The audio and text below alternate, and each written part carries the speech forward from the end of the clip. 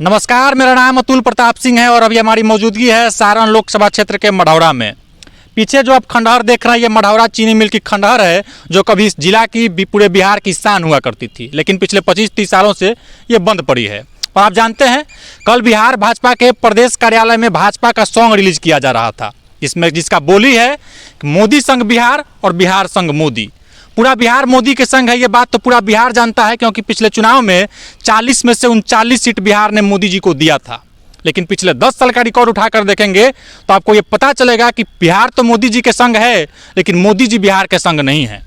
जनसुराज के प्रणेता प्रशांत किशोर जी हर सभा में पिछले 1.5 साल से ये बता रहे हैं कि पिछले 10 सालों में नरेंद्र मोदी जी प्रधानमंत्री जी बिहार के लिए अलग से एक 10 मिनट का बैठक भी नहीं किए हैं, ये जानते हुए भी कि बिहार देश का सबसे गरीब और सबसे पिछड़ा राज्य है।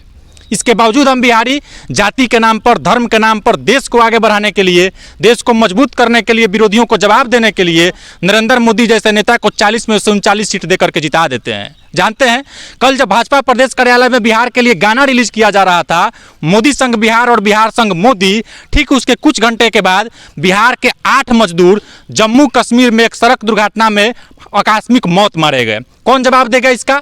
कौन जिम्मेदार है इसके लिए? आप जानते हैं, आप मोदी जी को 39 सीट जिता करके दे देते हैं। मोदी जी आपके बिहार में आते हैं, आपके सामने ये वादा करके जाते हैं कि मढ़ौरा का मिठास लौटा देंगे।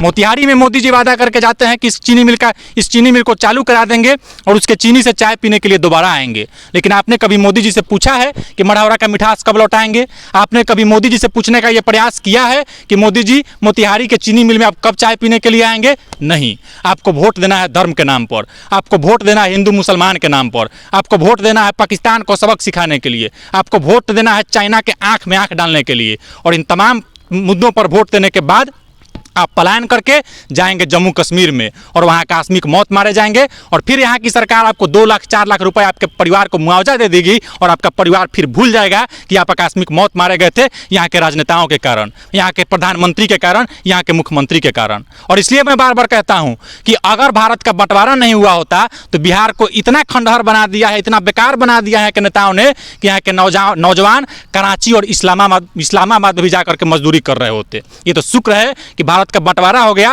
नहीं तो यहाँ के मजदूर इस्लामाबाद से लेकर के और कराची में भी जाते तो वहाँ भर भर के मिल रहे होते आपको।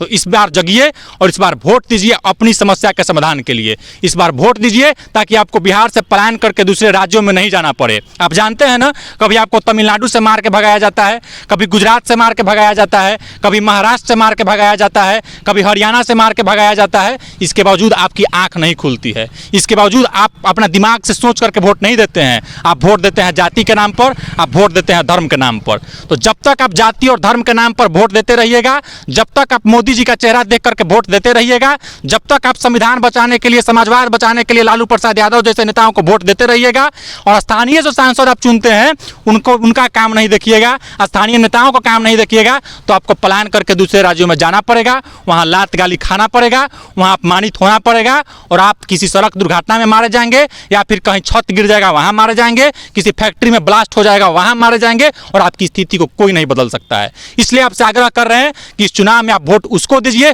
जो आपका पलायन रोक सके। और ये जो खंडहर देख रहे हैं आप हमारे पीछे, ये खाली जमीन जो आप देख रहे हैं हमारे पीछे, इन सब जगह पर फैक्ट्री लग सके और बिहार के नौजवानों को पलायन करके दूसरे राज्यों में नहीं जाना पड़े। बहुत बहुत धन्यवाद।